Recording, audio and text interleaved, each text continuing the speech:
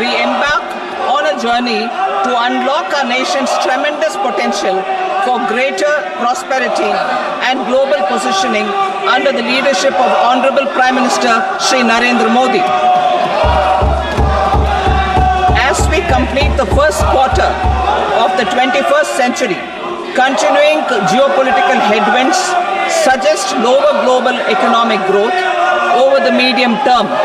However, our aspiration for a Vikasit Bharat inspires us, and the transformative work we have done during our government's first 2 terms guides us to march forward resolutely.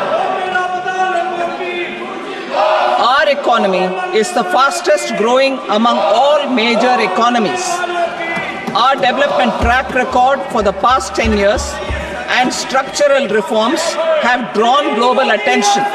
Confidence in India's capability and potential has only grown in this period. We see the next 5 years as a unique opportunity to realize Sabka Vikas, stimulating balanced growth of all regions. The great Telugu poet and playwright Gurujada Apparao had said, "Deshamante matti kadoy, deshamante manushuloy," meaning a country is not just its soil, a country is its people.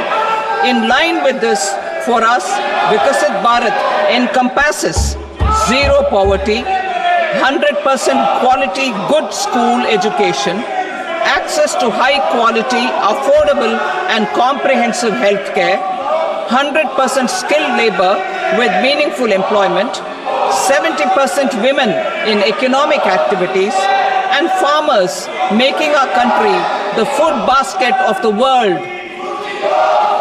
In this budget, the proposed development measures span 10 broad areas focusing on Garib, youth, Annadata and Nari, spurring agricultural growth and productivity, building rural prosperity and resilience, taking everyone together on an inclusive growth path, boosting manufacturing and furthering Make in India, supporting MSMEs, enabling employment-led development, investing in people, economy and innovation, securing energy supplies, promoting exports and nurturing innovation. For this journey of development, our 4 powerful engines are agriculture, MSME, investments and exports. The fuel, our reforms, our guiding spirit, inclusivity, and the destination, Vikasit Bharat. This budget aims to initiate transformative reforms across 6 domains. During the first 5 years, these will augment our growth potential and global competitiveness. The domains are taxation, power sector, urban development, mining, financial sector, and regulatory reforms. Agriculture as the first engine. Now I move to specific proposals, beginning with agriculture as the first engine.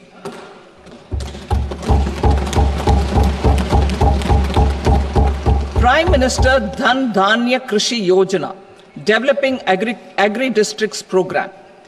Motivated by the success of the aspirational district program, our government will undertake a Prime Minister Dhan Dhanya Krishi Yojana in partnership with states.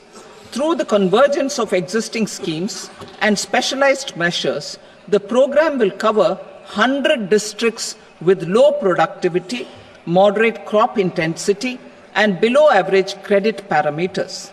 It aims to 1. Enhance agricultural productivity, 2. Adopt crop diversification and sustainable agricultural practices, 3. Augment post-harvest storage at the panchayat and block level, 4. Improve irrigation facilities, and 5. Facilitate availability of long-term and short-term credit.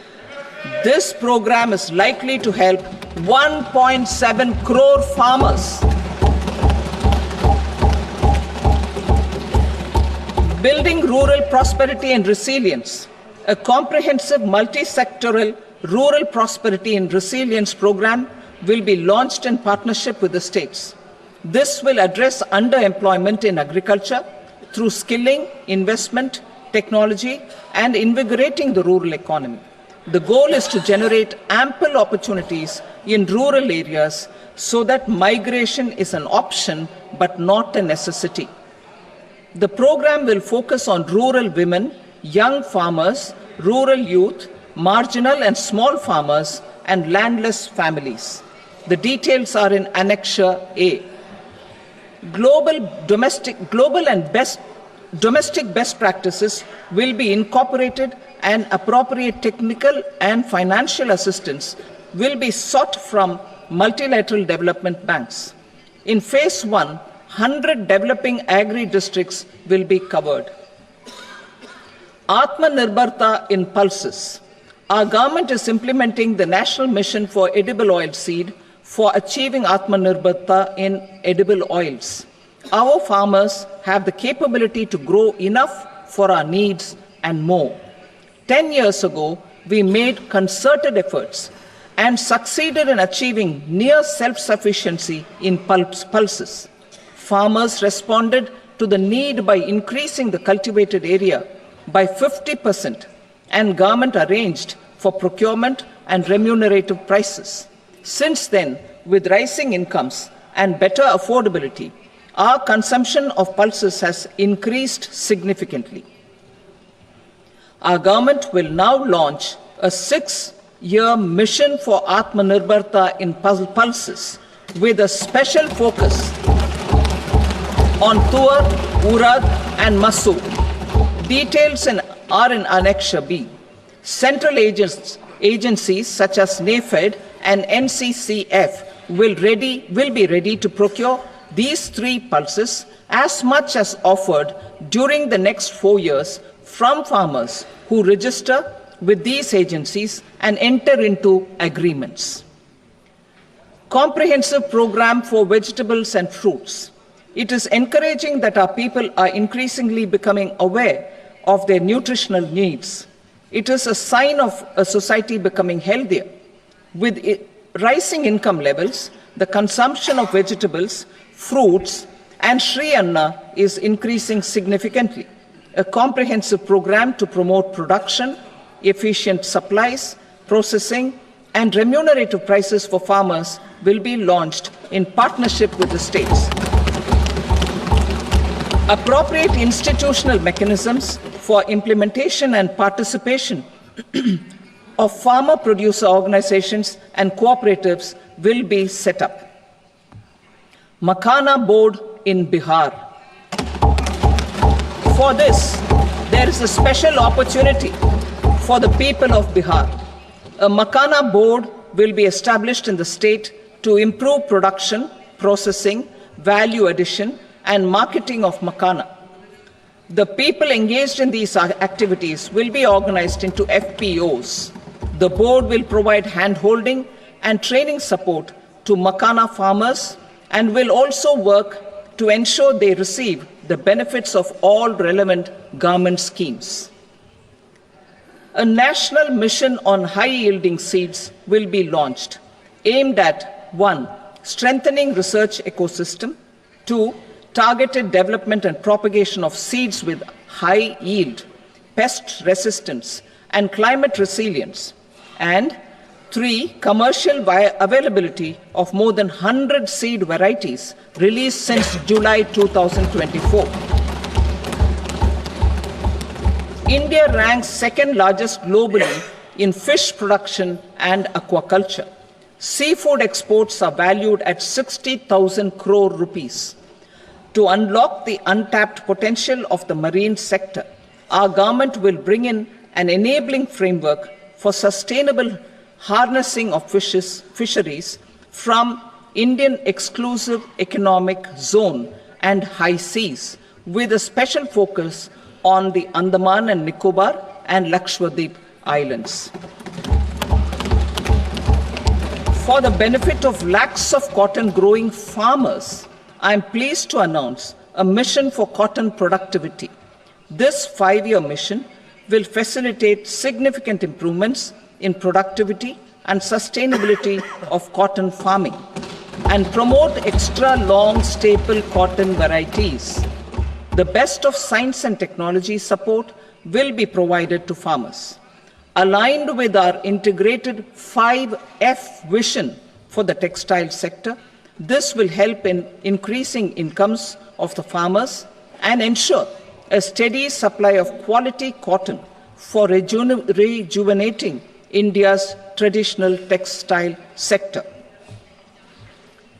Kisan credit cards facilitate short-term loans for 7.7 crore farmers, fishermen, and dairy farmers. The loan limit under modified interest subvention scheme will be enhanced from 3 lakh rupees to 5 lakh rupees for loans taken through the KCC. For Atmanirbharta in urea production, our government had reopened 3 dormant urea plants in the eastern region. To further augment urea supply, a plant with annual capacity of 12.7 lakh metric tons will be set up at Namrup in Assam.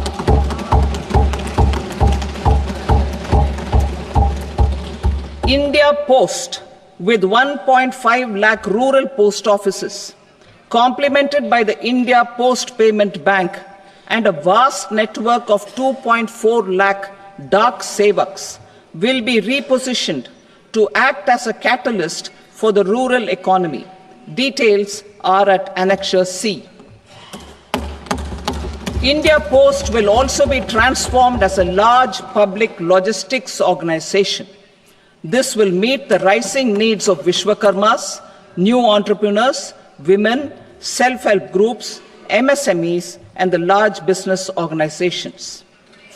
Our government will provide support to NCDC for its lending operations for the cooperative sector. MSMEs as the second engine. Now I move to MSMEs as the second engine, which encompasses manufacturing and services with a focus on MSMEs numbering 5.7 crores. Currently, over 1 crore registered MSMEs, employing 7.5 crore people and generating 36% of our manufacturing, have come together to position India as a global manufacturing hub. With their quality products, these MSMEs are responsible for 45% of our exports. To help them achieve higher efficiencies of scale, technological upgradation, and better access to capital, the investment and turnover limits for classification of all MSMEs will be enhanced to 2.5 and 2 times respectively.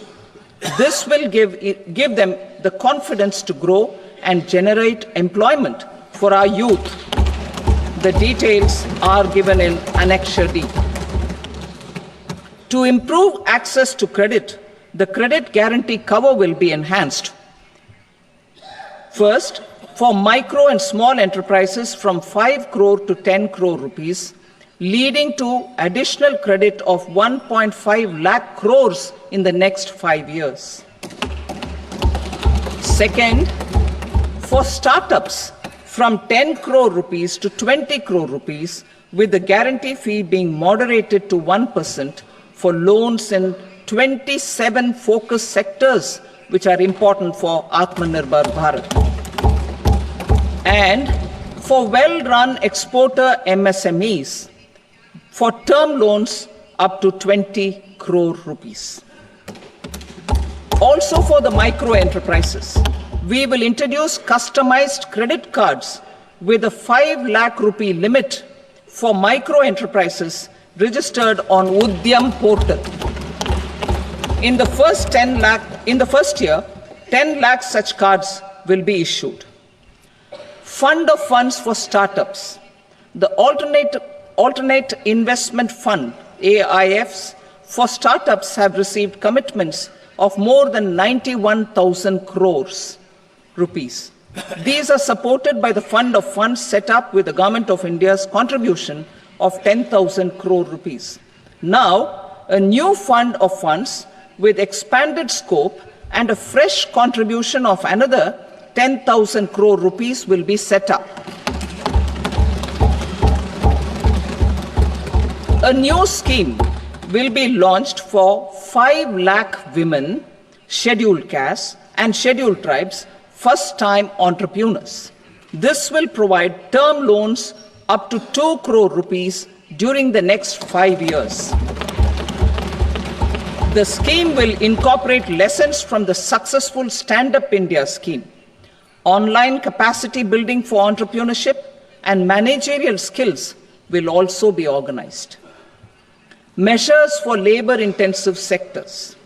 To promote employment and entrepreneurship opportunities in labor-intensive sectors, our government will undertake specific policy and facilitation measures.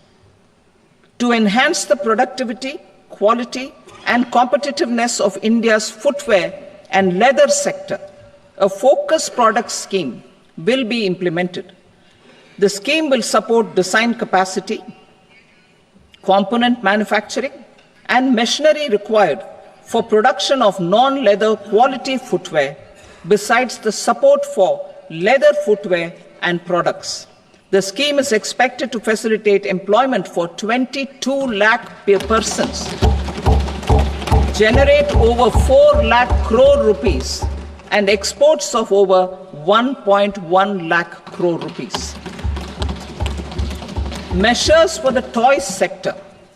Building on the National Action Plan for Toys, we will implement a scheme to make India a global hub for toys.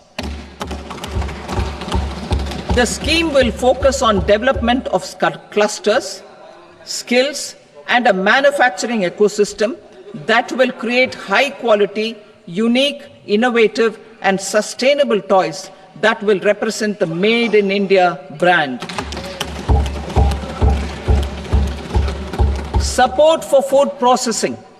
In line with our commitment towards Purvodaya, we will establish a National Institute of Food Technology, Entrepreneurship and Management in Bihar. The institute will provide a strong fillip to food processing activities in the entire eastern region. This will result in 1. Enhanced income for the farmers through value addition to their produce, and 2. Skilling entrepreneurship and employment opportunities for the youth. Manufacturing mission, furthering Make in India. Our government will set up a national manufacturing mission covering small, medium, and large industries for furthering Make in India by providing policy support, execution roadmaps, governance, and monitoring framework for central ministries and states. Details are in Annexure E. Given our commitment to climate-friendly development, the mission will also support clean tech manufacturing. This will aim to improve domestic value addition and build our ecosystem for solar PV cells, EV batteries, motors and controllers, electrolyzers, wind turbines, very high voltage transmission equipment, and grid-scale batteries. Investment as the third engine. Now I move to investment as the third engine, which encompasses investing in people, investing in the economy, and investing in innovation. Investing in people. Saksham Anganwadi and Poshan 2.0. Saksham Anganwadi and Poshan 2.0 program provides nutritional support to more than 8 crore children, 1 crore pregnant women and lactating mothers all over the country, and about 20 lakh adolescent girls in aspirational districts and the Northeast region. The cost norms for these nutritional support will be enhanced appropriately. Atal Tinkering Labs. 50,000 Atal Tinkering Labs will be set up in government schools in the next 5 years to cultivate the spirit of curiosity and innovation and foster a scientific temper among young minds. Broadband connectivity to government secondary schools and PHCs. Broadband connectivity will be provided to all government secondary schools and primary health centers in rural areas under the BharatNet project. Bharatiya Bhasha Pustak scheme. We propose to implement a Bharatiya Bhasha Pustak scheme to provide digital form Indian language books for schools and for higher education. This aims to help students understand their subjects better and in their language. National Centers of Excellence for Skilling.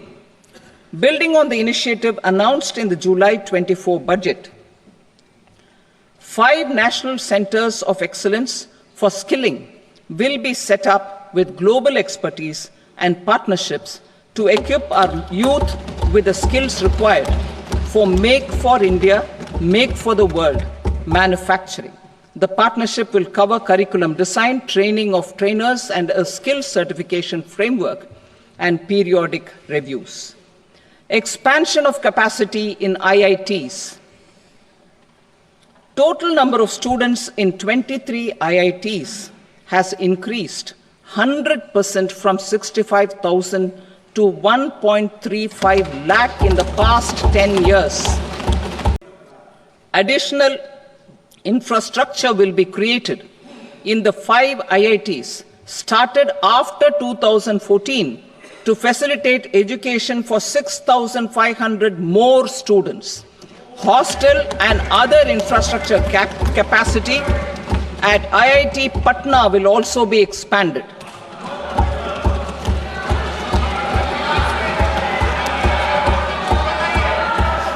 Center of Excellence.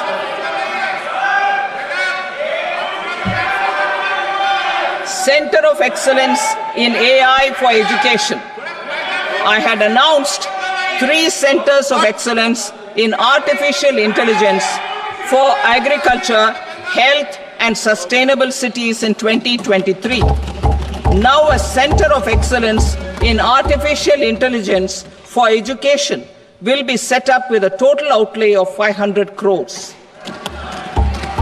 Expansion of medical education.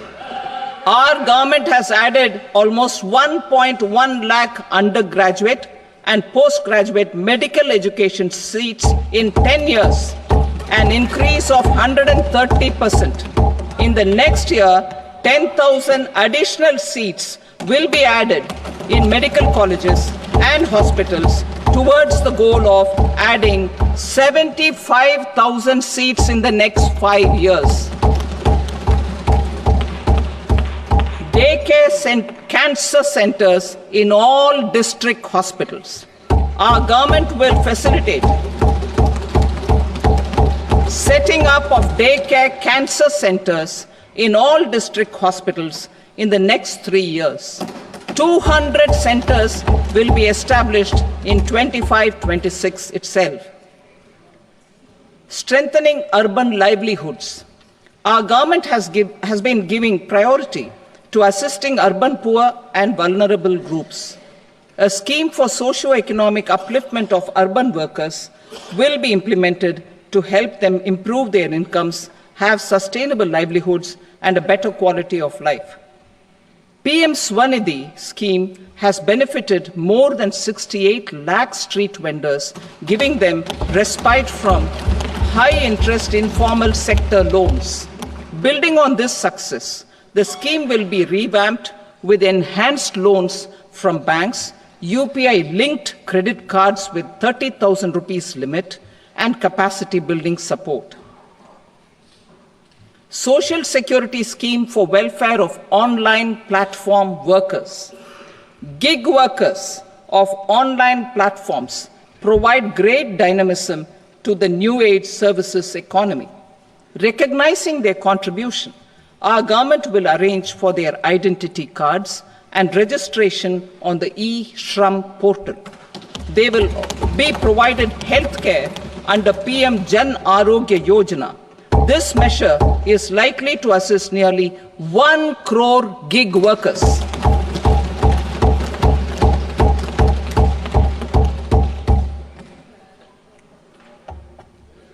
Investing in the economy, public-private partnership in infrastructure. Each infrastructure-related ministry will come up with a 3-year pipeline of projects that can be implemented in PPP mode. States will also be encouraged to do so and can seek support from the India Infrastructure Project Development Fund, which is a scheme to prepare PPP proposals. Support to states for infrastructure. An outlay of 1.5 lakh crore is proposed for the 50-year interest-free loans to states for capital expenditure and incentives for reforms. Building on the success of the first asset monetization plan announced in 2021, the second plan for 2025 to 30 will be launched to plow back capital of 10 lakh crore in new projects. Regulatory and fiscal measures will be fine-tuned to support the plan. Jal Jeevan Mission. Since 2019, 15 crore households, representing 80% of India's rural population, have been provided access to portable tap water connections. To achieve 100% coverage, I am pleased to announce the extension of this mission until 2028 with an enhanced total outlay.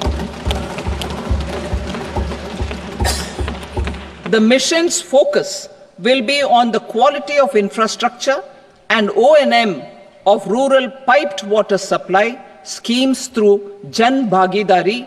A separate MOU or separate MOUs will be signed with the states and union territories to ensure sustainability and citizen-centric water services delivery. Urban sector reforms.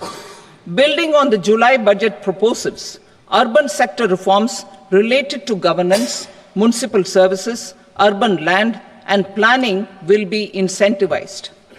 Urban Challenge Fund.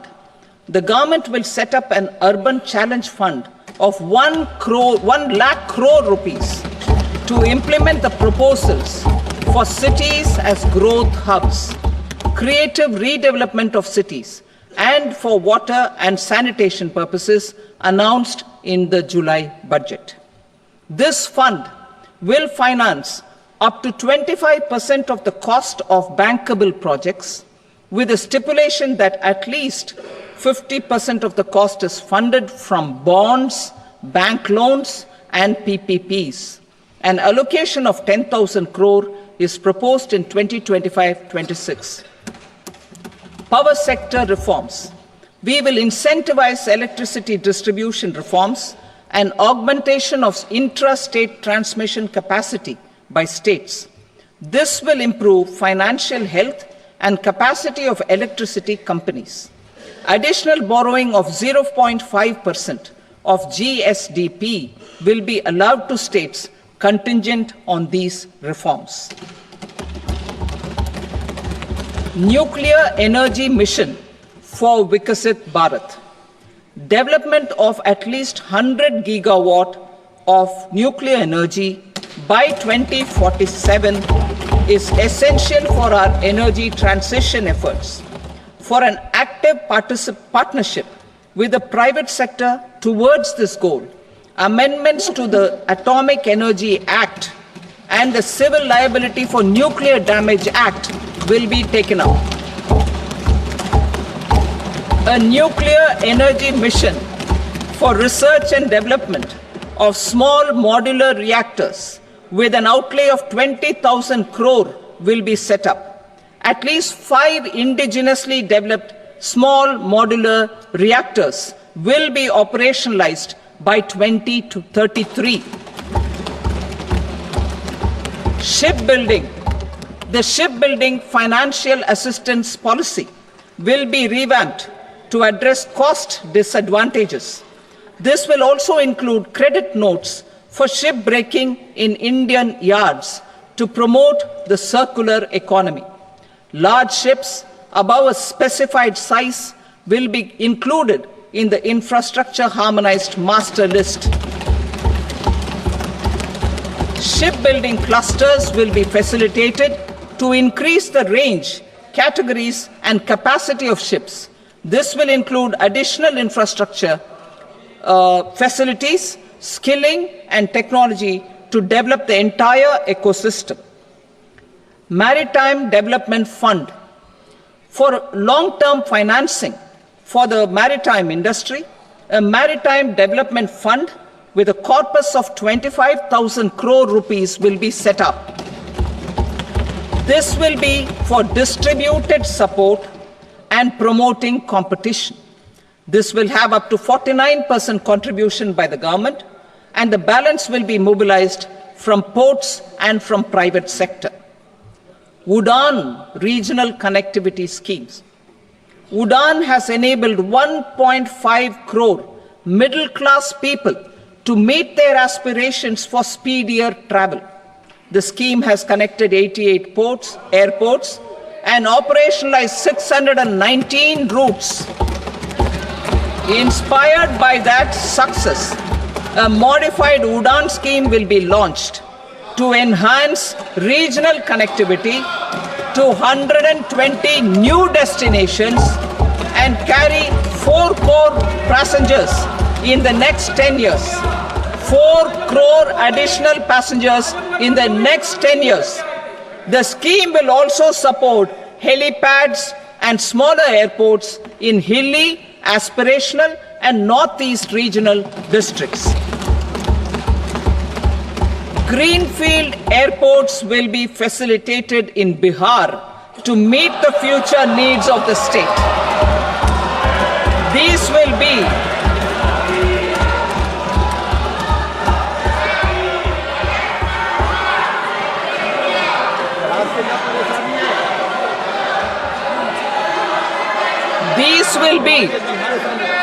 These will be in addition to the expansion of the capacity of Patna Airport and a brownfield airport in Beta. Western Kosi Canal project in Mithilanchal. Financial support will be provided for the Western Kosi Canal ERM project, benefiting a large number of farmers cultivating over 50,000 hectares of land in the Mithilanchal region of Bihar. Mining sector reforms. Mining sector reforms, including those for minor minerals, will be encouraged through sharing of best practices and institutions of a state mining index. A policy for recovery of critical minerals from tailings will be brought out. Under the special window for affordable and mid-income housing, SWAMI, 50,000 dwelling units in stressed housing projects have been completed and keys handed over to home buyers. Another 40,000 units will be completed in 2025, further helping middle-class families who were paying EMIs on loans taken for apartments while also paying rent for their current dwellings. Building on this success, SWAMI Fund 2 will be established as a blended finance facility with contribution from the government, banks and private investors. This fund of 15,000 crore rupees will aim for expeditious completion of another 1 lakh units. PM Gati Shakti data for private sector. For furthering PPPs and assisting the private sector in project planning, access to relevant data and maps from the PM Gati Shakti portal will be provided. Tourism for employment-led growth. Top 50 tourist destination sites in the country will be developed in partnership with states through a challenge mode. Land for building key infrastructure will have to be provided by the states. Hotels in these destinations will be included in the infrastructure harmonized list. The following measures will be taken for facilitating employment-led growth: organizing intensive skill development programs for our youth, including in institutes of hospitality management, providing mudra loans for homestays, improving ease of travel and connectivity to tourist destinations, providing performance-linked incentives to states for effective destination management, including tourist amenities, cleanliness, and marketing efforts, and introducing streamlined e-visa facilities along with visa fee waivers for certain tourist groups. Continuing with the emphasis on places of spiritual and religious significance, in the July budget, there will be a special focus on destinations related to the life and times of Lord Buddha. Medical tourism and heal in India. Medical tourism and heal in India will be promoted in partnership with the private sector, along with capacity building and easier visa norms. Investing in innovation. To implement private sector-driven research, development, and innovation initiatives announced in the July budget, I am now allocating 20,000 crore rupees for this purpose. A deep tech fund of funds will also be explored to catalyze the next generation startups as a part of this initiative. In the next 5 years, under the PM Research Fellowship Scheme, we will provide 10,000 fellowships for technological research in IITs and IISc with enhanced financial support. The second gene bank with 10 lakh germplasm lines will be set up for future food and nutritional security. This will provide conservation support to both public and private sectors for genetic resources. We will start a national geospatial mission to develop foundational geospatial infrastructure and data. Using PM Gati Shakti, this mission will facilitate modernization of land records, urban planning, and design of infrastructure projects. A Gyan Bharatam mission for survey, documentation, and conservation of our manuscript heritage with academic institutions, museums, libraries, and private collectors will be undertaken to cover more than 1 crore manuscripts. We will set up a national digital repository of Indian knowledge systems for knowledge sharing. Now I move to exports as the fourth engine.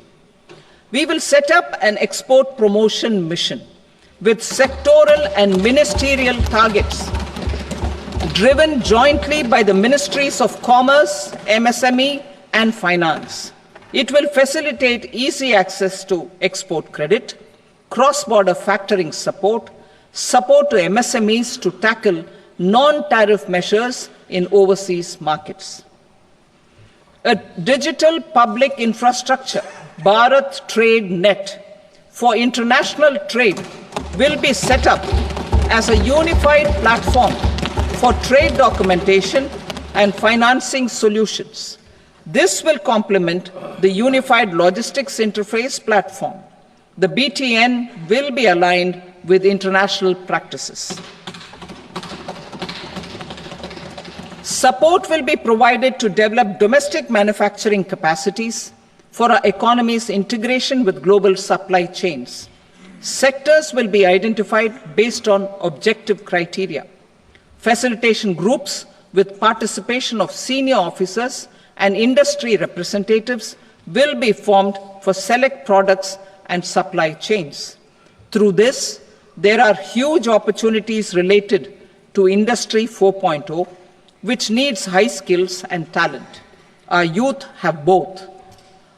Our government will support the domestic electronic equipment industry to leverage this opportunity for the benefit of our youth. A national framework will be formulated as guidance to states for promoting global capability centers in emerging Tier 2 cities. This will suggest measures for enhancing availability of talent and infrastructure, building bylaw reforms, and mechanisms for collaboration with industry. Our government will facilitate upgradation of infrastructure and warehousing for air cargo, including high-value perishable horticultural produce. Cargo screening and customs protocol will be streamlined and made user-friendly. Reforms as the fuel. Over the past 10 years, our government has implemented several reforms for convenience of taxpayers, such as faceless assessment, 2, taxpayer charter, 3, faster returns, 4, almost 99% returns being on self-assessment, and 5, Vivad Se Vishwas scheme.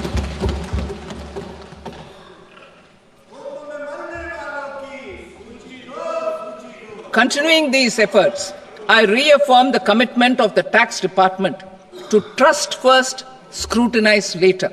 I also propose to introduce the new income tax bill next week. I will detail the indirect tax reforms and changes in direct taxes in Part B. Financial sector reforms. The FDI limit for the insurance sector will be raised from 74 to 100%. This enhanced limit will be available for those companies which invest the entire premium in India. The current guardrails and conditionalities associated with foreign investment will be reviewed and simplified.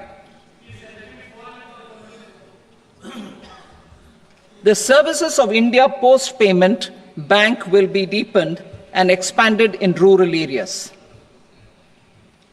NABFID will set up a partial credit enhancement facility for corporate bonds for infrastructure.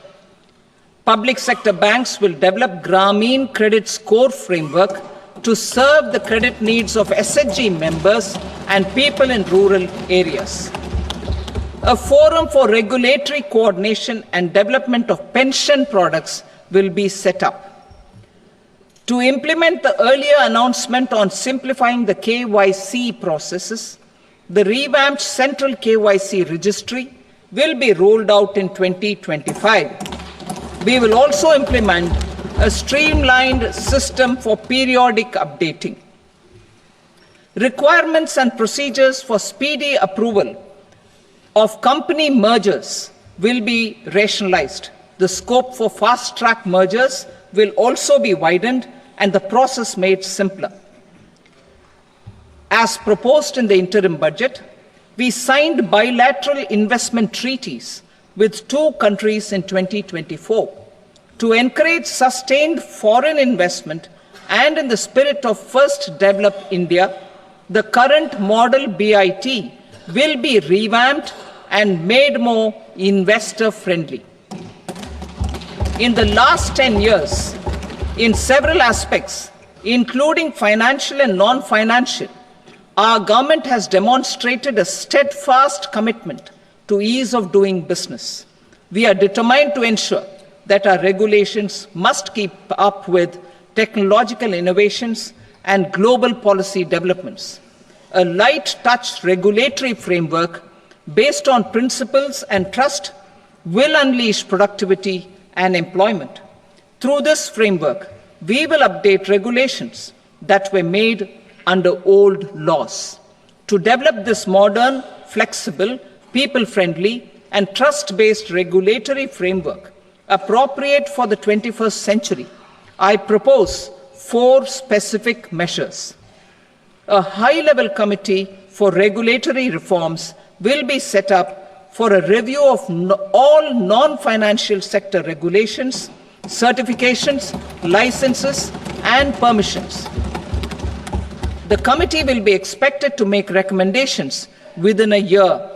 The objective is to strengthen trust-based economic governance and take transformational measures to enhance ease of doing business, especially in matters of inspection and compliances. States will be encouraged to join in this endeavor. An investment friendliness index of states will be launched in 2025 to further the spirit of competitive, cooperative federalism. Under the Financial Stability and Development Council, a mechanism will be set up to evaluate impact of the current financial regulations and subsidiary instructions. It will also formulate a framework to enhance their responsiveness and development of the financial sector. In the Jan Vishwas Act 2023, more than 180 legal provisions were decriminalized. Our government will now bring up the Jan Vishwas Bill 2.0 to decriminalize more than 100 provisions in various laws. I now move to fiscal policy. In the July budget, I had committed to staying the course for fiscal consolidation. Our endeavor will be to keep the fiscal deficit each year such that central government debt remains on a declining path as a percentage of the GDP. The roadmap for the next 6 years has been detailed in the FRBM statement. Revised estimates for 2024-25. The revised estimate of the total receipts other than borrowings is 31.47 lakh crore rupees, of which the net tax receipts are 25.57 lakh crore rupees. The revised estimate of the total expenditure is 47.16 lakh crore rupees, of which the capital expenditure is about 10.18 lakh crore rupees. The revised estimate of the fiscal deficit is 4.8% of the GDP. Budget estimates for 25-26. Coming to 25-26, the total receipts other than borrowings and total expenditure are estimated at 34.96 lakh crore rupees and 50.65 lakh crore rupees respectively. The net tax receipts are estimated at 28.37 lakh crore rupees. The fiscal deficit is estimated to be 4.4% of GDP. To finance the fiscal deficit, the net market borrowings from dated securities are estimated at 11.54 lakh crore. The balance financing is expected to come from small savings and other sources. The gross market borrowings are estimated at 14.82 lakh crore rupees. I will now move to Part B. Indirect taxes. My proposals relating to customs aim to rationalize tariff structure and address duty inversion. These will also support domestic manufacturing and value addition, promote exports, facilitate trade, and provide relief to common people. Rationalization of customs tariff structure for industrial goods. As a part of comprehensive review of customs rate structure announced in July 2024 budget, I propose to 1. Remove 7 tariff rates. This is over and above the 7 tariff rates removed in 23-24 budget. After this, there will be only 8 remaining tariff rates, including 0 rate. 2. Apply appropriate cess to broadly maintain effective duty incidence, except on a few items where such incidence will reduce marginally. 3. Levy not more than 1 cess or surcharge. Therefore, I propose to exempt social welfare surcharge on 82 tariff lines that are subject to a cess. I shall now take up sector-specific proposals. To provide relief to patients, particularly those suffering from cancer, rare diseases, and other severe chronic diseases, I propose to add 36 life-saving drugs and medicines to the list of medicines fully exempted from basic custom duty.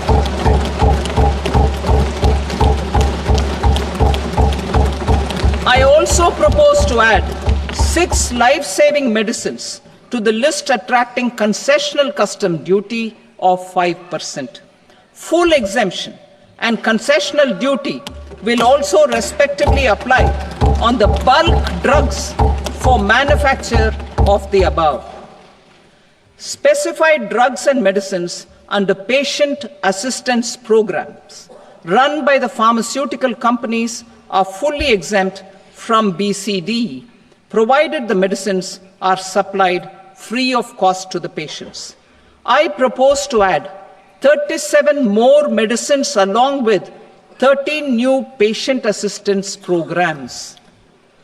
Support to domestic manufacturing and value addition.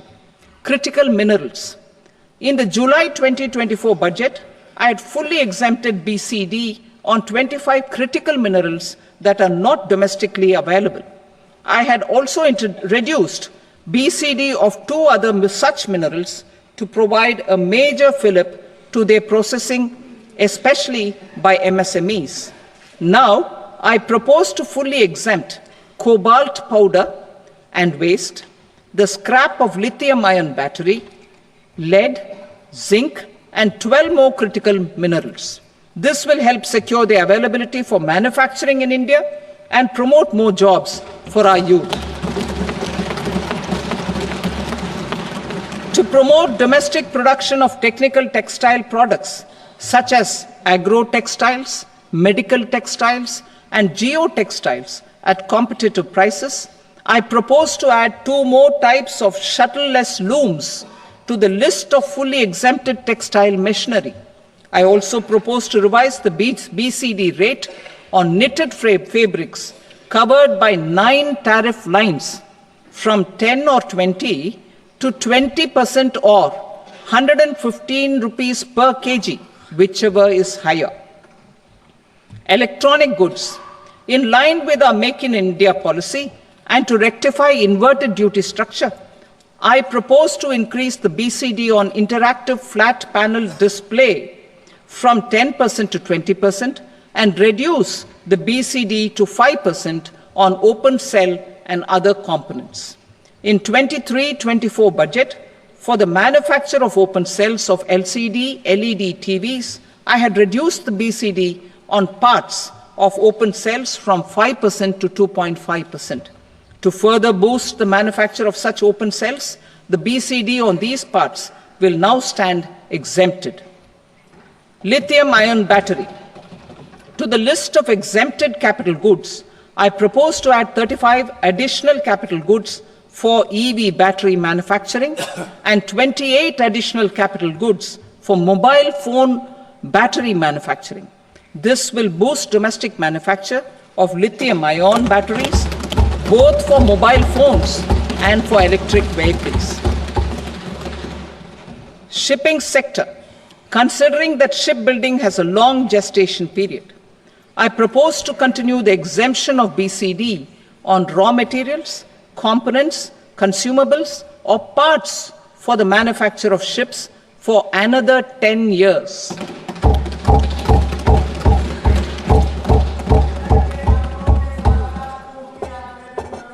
I also propose the same dispensation for shipbreaking to make it more competitive. Telecommunication.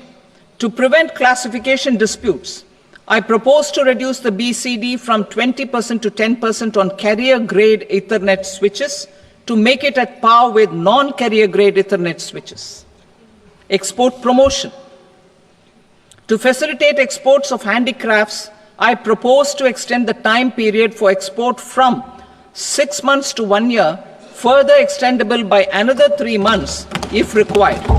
I also propose to add 9 items to the list of duty-free inputs. Leather sector. I propose to fully exempt BCD on wet blue leather to facilitate imports for domestic value addition and employment. I also propose to exempt crushed leather from 20% export duty to facilitate exports by small tanners. Marine products. To enhance India's competitiveness in the global seafood market, I propose to reduce BCD from 30% to 5% on frozen fish paste, surimi, for manufacture and export of its analog products. I also propose to reduce BCD from 15% to 5% on fish hydrolysates for manufacture of fish and shrimp feed. In July 2024, development of domestic MROs for aircraft and ships, I had extended the time limit for export of foreign origin goods that were imported for repairs from 6 months to 1 year and further extendable by 1 year. I now propose to extend the same dispensation for railway goods.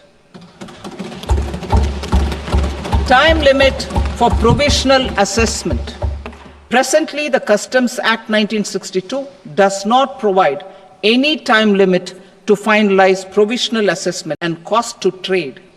As a measure of promoting ease of doing business, I propose to fix a time limit of 2 years, extendable by a year, for finalizing the provisional assessment. I propose to introduce a new provision that will enable importers or exporters, after clearance of goods, to voluntarily declare material facts and pay duty with interest but without penalty. This will incentivize voluntary compliance. However, this will not apply in cases where department has already initiated audit or investigation proceedings. For industry to better plan their imports, I put inputs in the relevant rules from 6 months to 1 year. This will provide operational flexibility in view of cost and uncertainty of supply. Further, such importers will now have to file only quarterly statements instead of a monthly statement.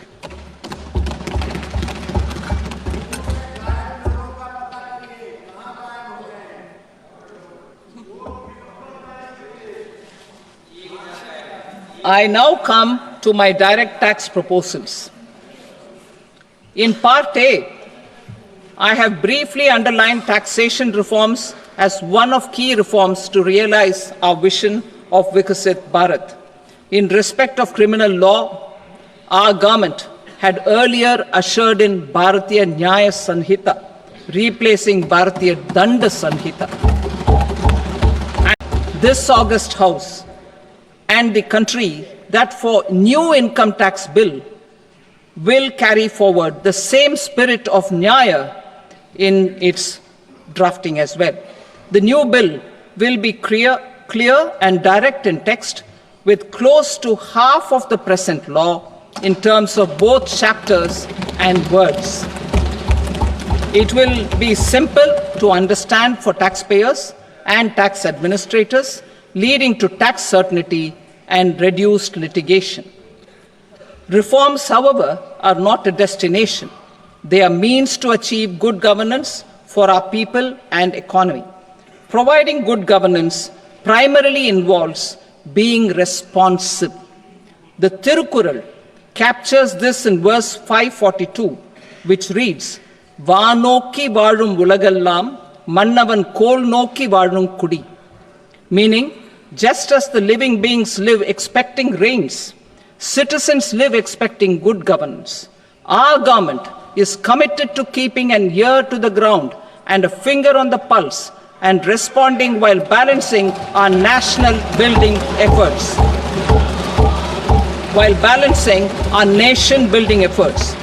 The following measures will detail just how our government will, under the guidance of PM Modi, has taken steps to understand and address. I repeat that sentence, sir. The following measures will detail just how our government, under the guidance of PM Modi, has taken steps to understand and address the needs voiced by our citizens. My tax proposals are guided by this spirit. The objectives of my proposals are as follows. Personal income tax reforms with special focus on middle class. Rationalization of TDS and TCS for easing difficulties. Encouraging voluntary compliance. Reducing compliance burden. Ease of doing business, employment and investment. I will come to my proposal on personal income tax towards the end. TDS and TCS, rationalization for easing difficulties.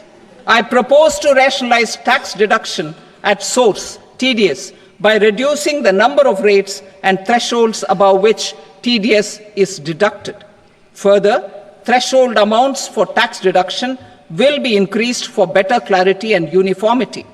The limit for tax deduction on interest for senior citizens is being doubled from the present 50,000 rupees to 1 lakh rupees. Similarly, the annual limit of 2.40 lakh rupees for TDS on rent is being increased to 6 lakh rupees. This will reduce the number of transactions liable to TDS, thus benefiting small taxpayers receiving small payments. The threshold to collect tax at source, the TCS, on remittances under RBI's liberalized remittance scheme, the LRS, is proposed to be increased from 7 lakh to 10 lakhs. I also propose to remove TCS on remittances for education purposes, where such remittances is out of a loan taken from a specified financial institution. Both TDS and TCS are being applied on any transaction related to sale of goods. To prevent such compliance difficulties, I propose to omit the TCS. I also propose that the provisions of the higher TDS deduction will now apply only in non-PAN cases. In July 2024, the delay for payment of TDS up to the due date of filing statement was decriminalized. I propose to provide the same relaxation to TCS provisions as well. The government under the leadership of Prime Minister Modi believes in Sabka Saath, Sabka Vikas, Sabka Vishwas and Sabka Prayas. In line with this, we brought in updated return facility in 2022 for voluntary compliance by taxpayers who had omitted to report their correct income. Our trust in taxpayers was proved right. Nearly 90 lakh taxpayers voluntarily updated their incomes by paying additional tax. Taking this trust further, I now propose to extend the time limit to file updated returns for any assessment year from the current limit of 2 years to 4 years. I propose to reduce the compliance burden for small charitable trusts and institutions by increasing their period of registration from 5 years to 10 years. It is also proposed that disproportionate consequences do not arise for minor defaults such as incomplete applications filed by charitable entities. Presently, taxpayers can claim the annual value of self-occupied properties as nil only on the fulfillment of certain conditions. Considering the difficulties faced by taxpayers, it is proposed to allow the benefit of 2 such self-occupied properties without any condition. To streamline the process of transfer pricing and to provide an alternative to yearly examination, I propose to introduce a scheme for determining arm's length price of international transaction for a block period of 3 years. This will be in line with global best practices.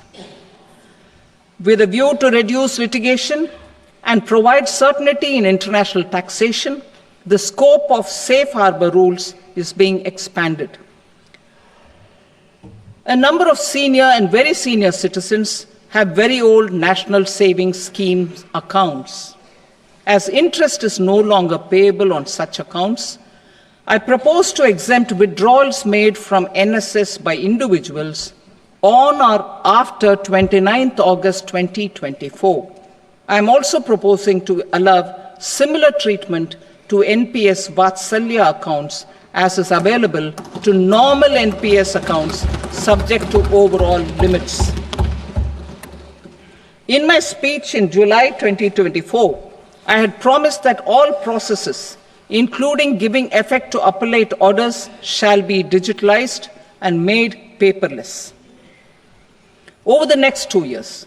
So I'm happy to announce that digitalization is being made operational now. In July 2024, we brought in the Vivad Se Vishwas scheme to resolve income tax disputes pending in appeal.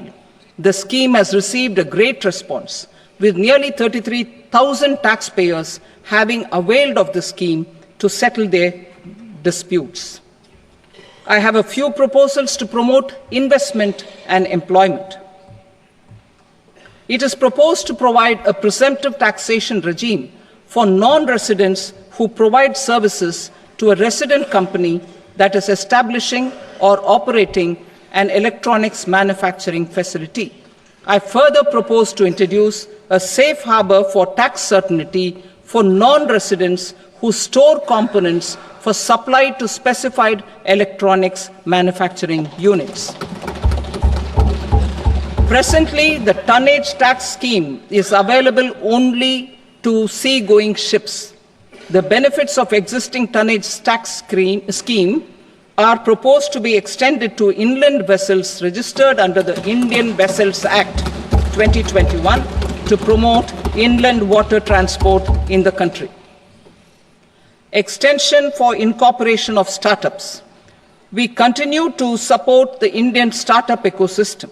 I propose to extend the period of incorporation by 5 years to allow the benefit available to startups which are incorporated before 1/4/2030.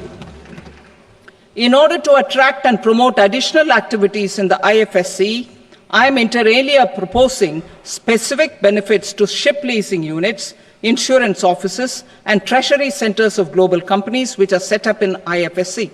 Further, to claim benefits, the cutoff date for commencement in IFSC has also been extended by 5 years to 31/3/2030. Category 1 and Category 2 AIFs are undertaking investments in infrastructure and other such sectors. I propose to provide certainty of taxation to these entities on the gains from securities, to promote funding from sovereign wealth funds and pension funds to the infrastructure sector. I propose to extend the date of making an investment by 5 more years up to 31st March 2030.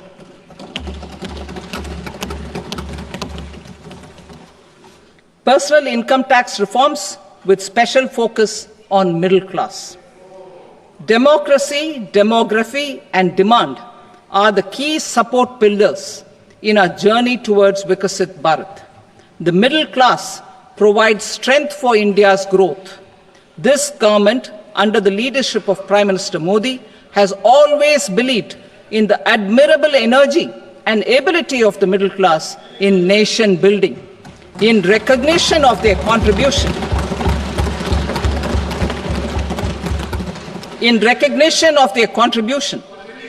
we have periodically reduced their tax burden. Right after 2014, the nil tax slab was raised to 2.5 lakhs of rupees, which was further raised to 5 lakh rupees in 2019 and to 7 lakh rupees in 2023. This is reflective of our government's trust on the middle class taxpayers. I am now happy to announce that there will be no income tax payable up to income of 12 lakh rupees.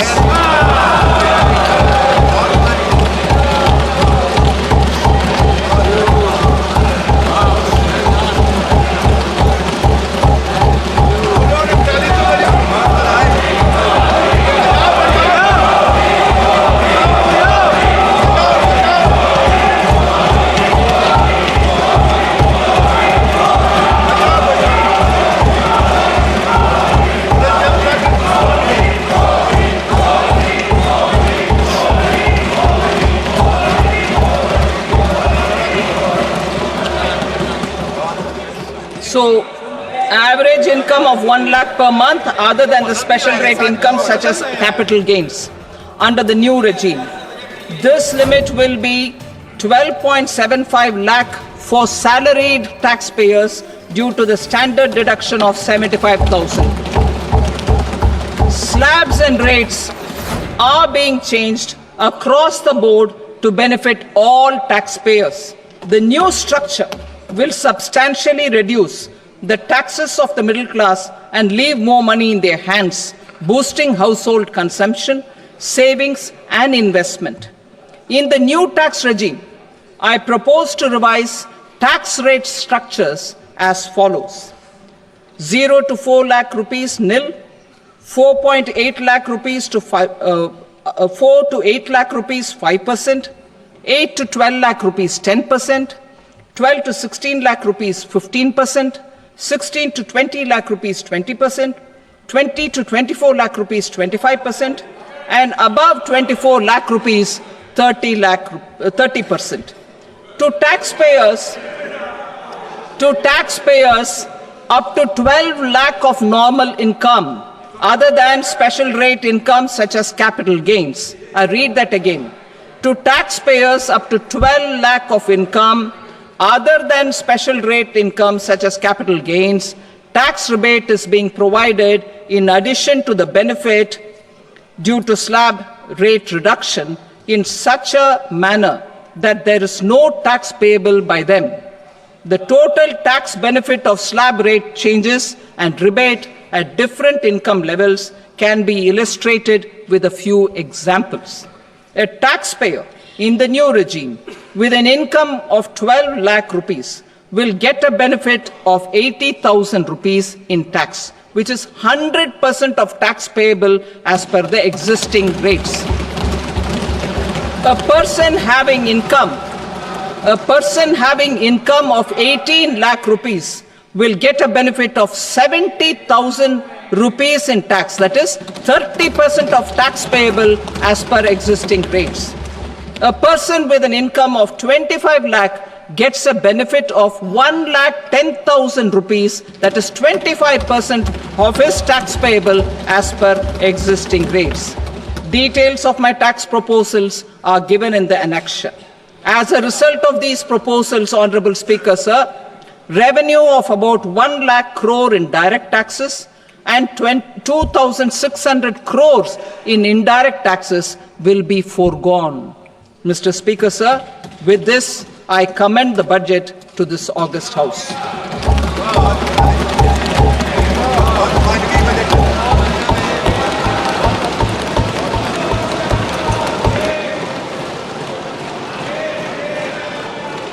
Item number 2, Srimati Nirmala Sitharaman.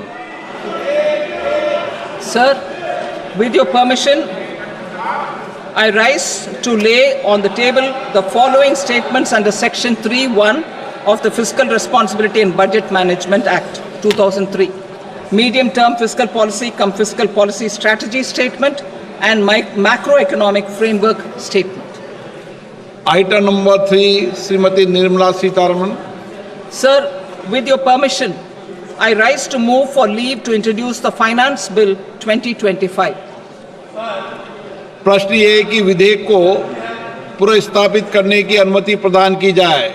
जो सदस्य इसके पक्ष में हाँ कहें, जो सदस्य विरोध में ना कहें। मेरे विचार में निर्णय हाँ वालों के पक्ष में हुआ, हाँ वालों के पक्ष में अनुमति प्रदान की जाती है। माननीय मंत्री जी, अब विधेयक को पुनर्स्थापित करें। Sir, I introduce the bill. Thank you. सभा की कार्रवाई सोमवार दिनांक 3 फरवरी 2025 को प्राप्त 11 बजे तक के लिए स्थगित की जाती है।